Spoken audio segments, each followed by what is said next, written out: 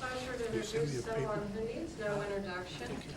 I first came in contact with Bill Hettinger, who is Vice President of Research at Ashland Oil in Ashland, Kentucky. I was just a young person interested and enthusiastic in catalysis, and he always had time to talk with someone just entering the field. I did want to mention that in his next assignment after Ashland Oil, he is teaching at Florida Atlantic University. I think that's a very appropriate assignment for someone who's always been interested and enthusiastic about the field of catalysis. Look forward to your presentation.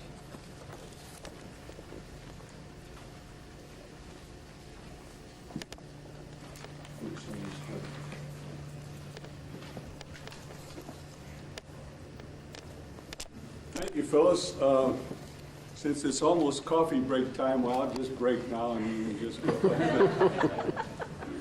Well, we've been in the imaginary world of synthesis gas, Fischer-Tropsch, and coal liquefaction, and now I'm going to take you to the real world of applied catalysis, petroleum refining.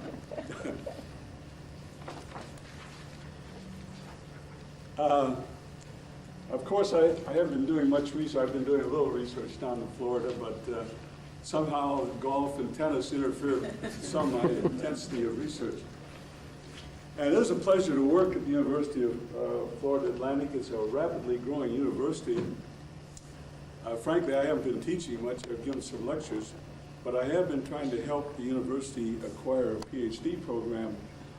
Florida and Florida State University are the two universities with a PhD program in chemistry.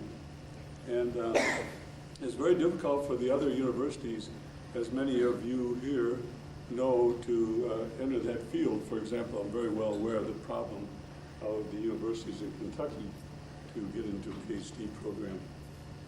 So I've been helping, trying to interact government with industry down there.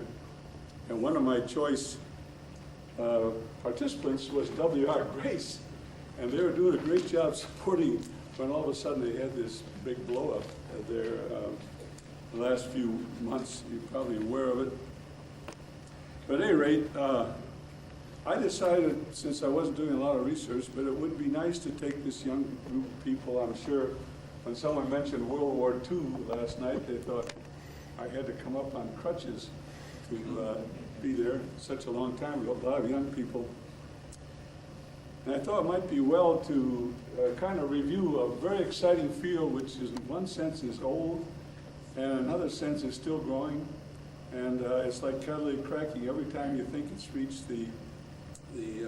where there's nothing new to do, suddenly there's a breakthrough again. And so I thought it'd be kind of fun to take you through the world of petroleum platinum reforming, the history of it, the tremendous breakthroughs that occurred as a result of this particular process, because it stimulated tremendous activity on the part of the petroleum industry, and really I think was responsible for the Catalysis Society being formed, and then the growth of the Catalyst Society. So I thought it'd be kind of fun to do that, and I'm not sure I can take you through all this in what's remaining here, but I'm going to try to do so, and then if there's any questions, or I'm going to leave you with the reminder that probably I've missed a lot more than I've covered. But let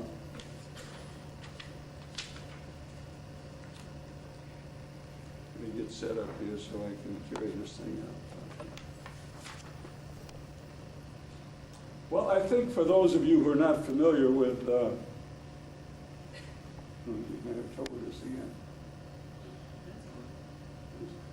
But those of you who are not familiar with petroleum, I thought it'd be important to take you back through history a little bit to get some idea of what the problem was and what it is.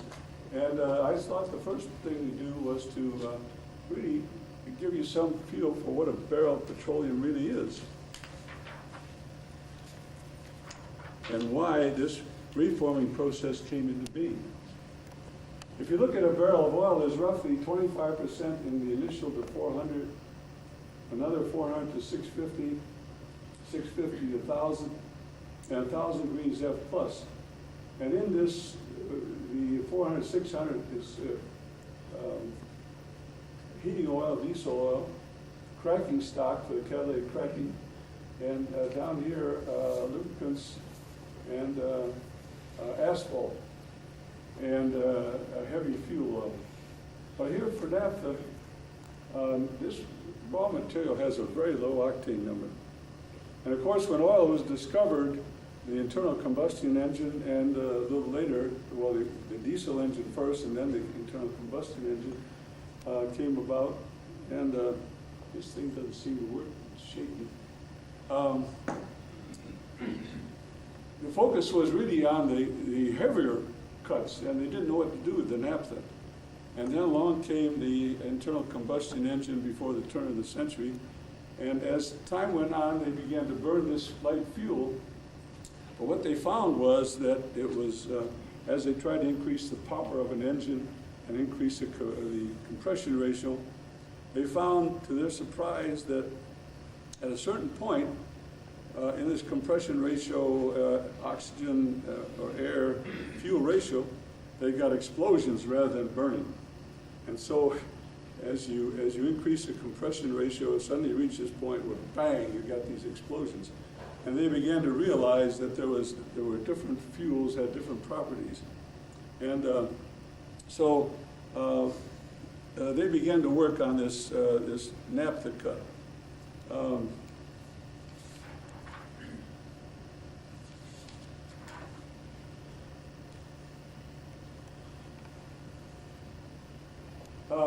Along with that, as this desire for increased power and greater yield came into being, they found, however, this thing shakes and does work and doesn't work, I don't know.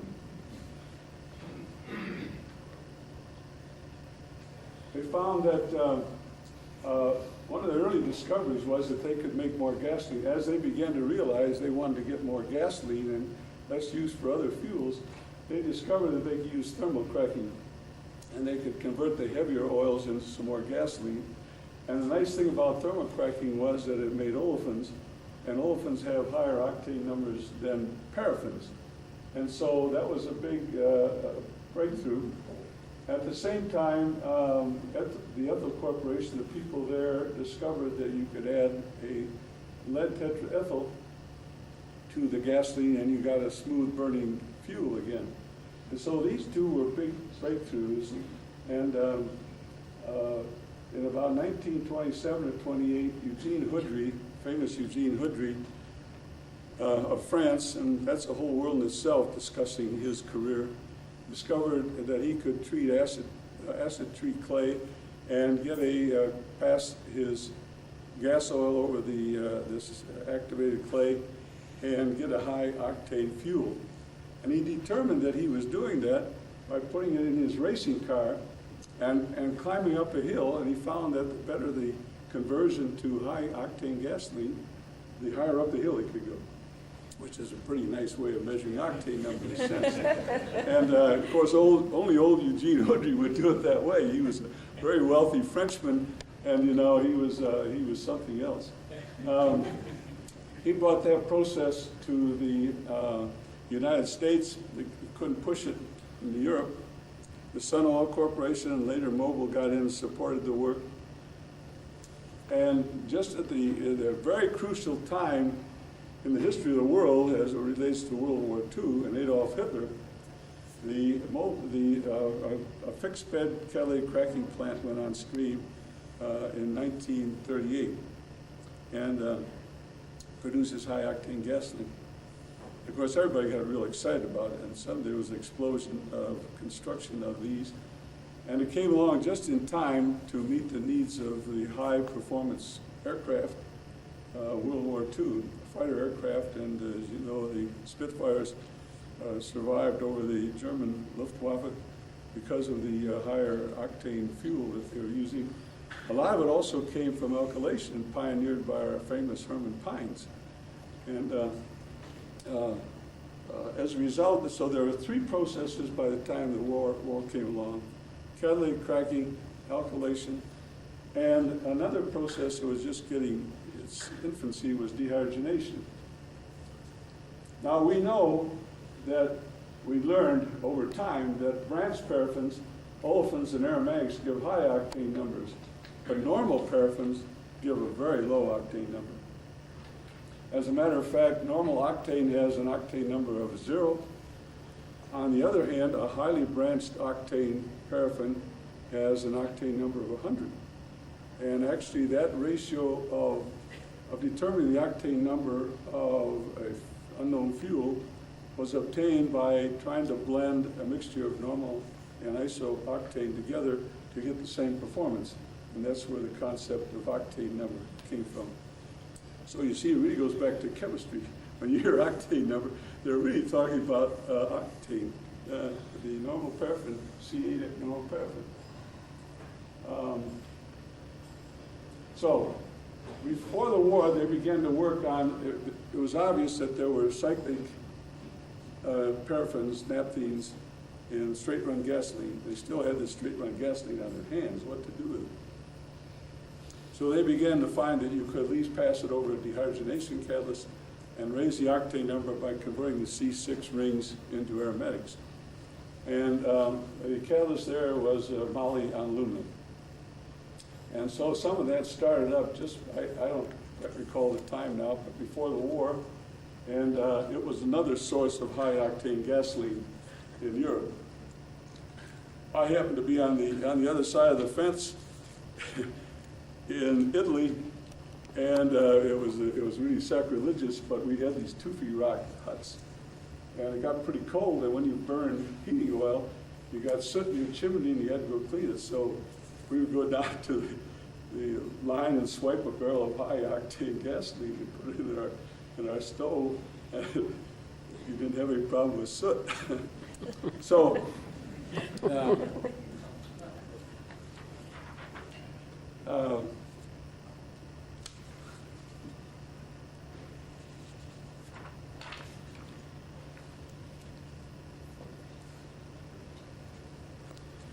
so during World War II, that was another source of high octane gasoline. And the United States was producing something like 1 million barrels a day of very high octane gasoline. In 1942, fluid catalytic cracking burst upon the scene, and that was a tremendous technical breakthrough. And by the end of the war, there were a number of fluid catalytic cracking plants on stream, and also plants to make the fluid cracking catalyst. And the company that I worked with for a while, Nalco, was one of the leaders in that at that time. After the war, they began to focus on the naphtha. What else could they do? And of course, they were familiar with dehydrogenation. And some of the work of Professor Komorowski, V.I. Komorowski, who was then at Illinois Institute of Technology, where he'd come from, I think it was Russia much earlier, worked on using precious metals supported on aluminum for dehydrogenation. And there's some controversy as to who did what, but I won't go on that. Same time that he was sort of fussing around, not in great intensity, two other individuals, Val Hensel, who, by the way, was the speaker at our first meeting, as was noted last night, and Frank Ciapetta. Frank was at Atlantic Refining Company then, not Arco or Atlantic Refining Company. And Val Hensel was at UOP and working for Padiev and trained in catalysis. And Val was given the assignment of trying to work on this dehydrogenation reaction. And one of the things they had to do, the analytical techniques were not too great at that time. One of the things that he started to do was, in order to estimate the amount of cyclohexane, one way to do it was to pass it over a dehydrogenation catalyst and then measure the increase in aromatics. And so he was playing around with this and began to support, and you can read about the details in that old book on the history of catalysis, but he gradually began to see, besides being able to determine the change in aromatic content, he was getting some other improvements in catalyst performance. And to hear Val tell it, it was really almost serendipity that he began to make this observation and began to pursue it and see what the implication was. Same time, working completely unknown to Hensel, was Frank Schiapetta, who became president of the Catalyst Society, first president, a close friend of mine, by the way, a wonderful golfer. and Frank discovered that if he put nickel or platinum on silica aluminum, he got a very active cracking catalyst, almost too active. But if he toned down the silica aluminum by steaming, he began to get isomerization and some dehydrogenation and also some reforming. So those two processes came on the scene. I'd say the Atlantic reforming process came on kind of slowly with uncertainty. The UOP process, on the other hand, once they realized what they had, they really began to explore it intensively.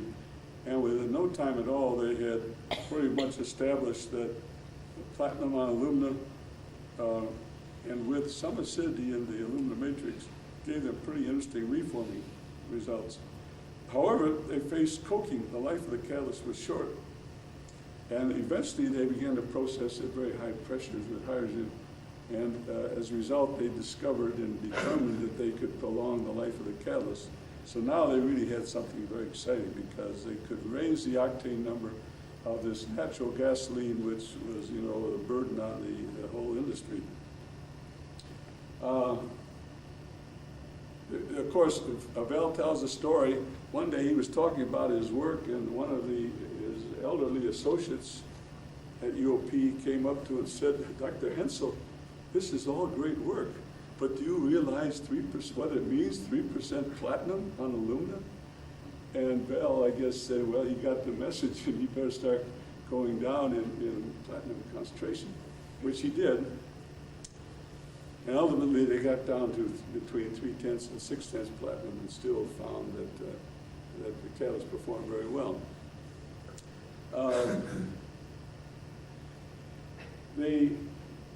The other thing they began to focus on this acidity. What did this acidity mean? They found they could add a little bit of HCl continuously or some other halides like carbon tetrachloride. But then they reasoned that why was that so, and why not put an acid site on it that was more stable? And they began to add fluoride. And so the original platforming catalyst was really platinum on fluoride treated aluminum. The work of Schiapetta, that wasn't exploited nearly as rapidly and never reached real fruition. But in 1948, I guess 48, 49, they had piloted this process that looked pretty good. And by the way, there's some very interesting technology and engineering involved here too, because reforming is a very high endothermic reaction, and how you keep the catalyst hot to keep the reaction going when the endothermic reaction drops temperature is a challenge. But one of the officers from the old Dutch refining company in Muskegon, Michigan, heard about this, and he went to the top management of UOP and said, "Hey, this sounds like what I need. I've got an old thermal cracking unit at old Dutch refining. How about converting it into the reforming unit?" And boy, it sounded like an opportunity. And so they did, and they jumped into the construction, and within a very short time, they had converted this unit into a platinum reforming. At the same time, Val tells a story, one of his associates, Val didn't claim this, came up with the idea, why not call it platforming? And so it became called platforming and is to this day. Of course, they had startup troubles. It took some time to get things worked out, but eventually it took off, and it was a remarkable achievement. And as I'll point to you later, this has become world famous and world utilized. For this work, Val eventually got the presidential citation, and Frank Schiapetta also won the Padilla Award for his work, and they both were major contributors. At the time this was going on, all these runs were going on at 500 to 700 pounds, and no one was really focusing on the mechanism sufficiently. They knew they were converting aromatics, or naphthenes to aromatics. They knew they were converting cyclopentane naphthenes to aromatics. They're getting some cracking. And as industry moved to understand the mechanism, it led to fundamental mechanism research. Gee, Barbara, I wish this thing would work. It apparently is sensitive to vibration or something. And there's a lot of good fundamental work done at UOP, but also at Hoodry with Alex Oblatt and George Mills, Heinz Heinemann, Saul Weller, and I guess Saul never left chromia reforming. I don't know, I don't remember. And they worked mainly in cyclohexane dehydrogenation, making the cyclopentane version, although some focus was on normal hexane isomerization. Now, my boss at Sinclair, the brilliant father of petrochemicals at Sinclair, which led to Atlantic Sinclair, which led to ARCO, which put petrochemicals in lead position, was John Teeter, who was one of the founders of the Catalyst Society and the Gordon Research Conferences. And I had just joined in 1950, and first day I walked in, I had 4 assignments. I was supposed to work on automating VET. I was supposed to develop a differential thermal analysis. I was also supposed to play with a normal urea adduction of normal paraffins. And also I was to run the X-ray diffraction equipment, which is why I was hired, because I never took any catalytic courses at Northwestern. Oh, how could I be so stupid? But I had worked with Pierce Selwood's X-ray diffraction machine. And when they learned that I knew how to run an X-ray diffraction machine, boy, Sinclair Harvey, Bob Van Nostrand, who many of you must know, when he heard I could run a machine, why, I was hired. So anyhow, I was also given a job of beginning to investigate reaction mechanisms. So I had read all this stuff, and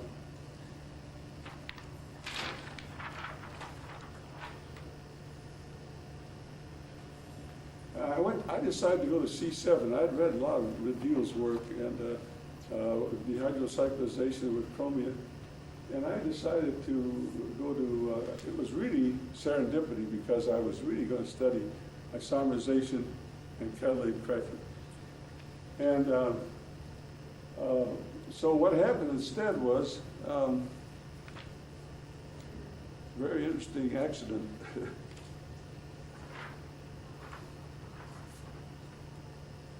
Let me just review the preforming reactions.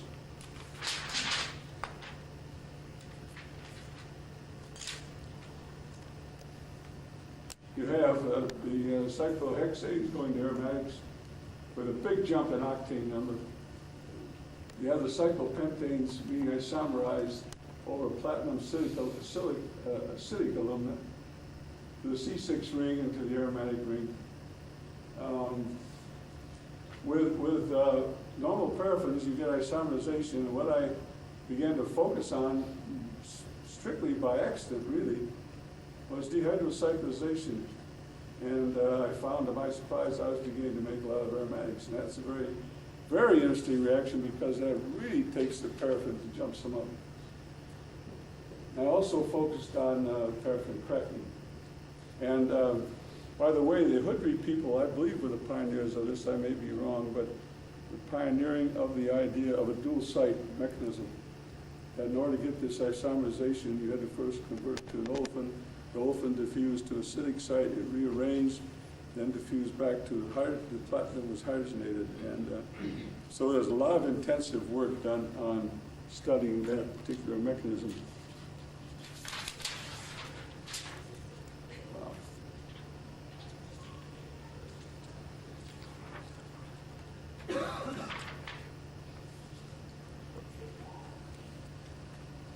Well, you can see the frustration of isomerization. If you calculate the thermodynamic equilibrium between all the isomers, 1 to 8, and we published this in 1955, you can see that even if you get perfect isomerization, when you get to C8, you still have a very poor octane increase. So that seeking isomerization to enhance octane number was not a very promising way to go. It did do something, but it certainly wasn't great. So I broke the reaction down into, since I'm a physical chemist, we physical chemists think always in terms of rate. I began to break this down and study these reactions, and further breaking this down and finally leading to toluene. And this was a scheme we followed, and what I reported on later on, the rates of those reactions.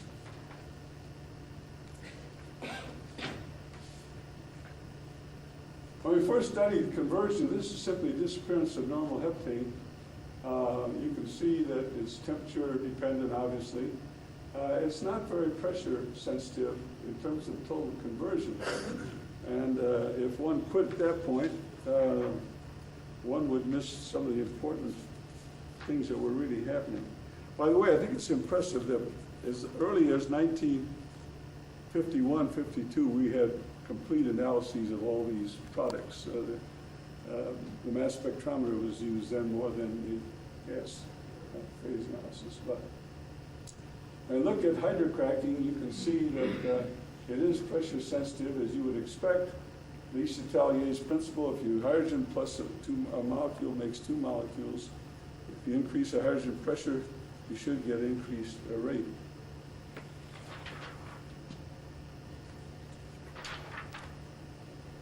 Then, to my surprise, I found that the C7 isomers went through a maximum and were also sensitive to pressure.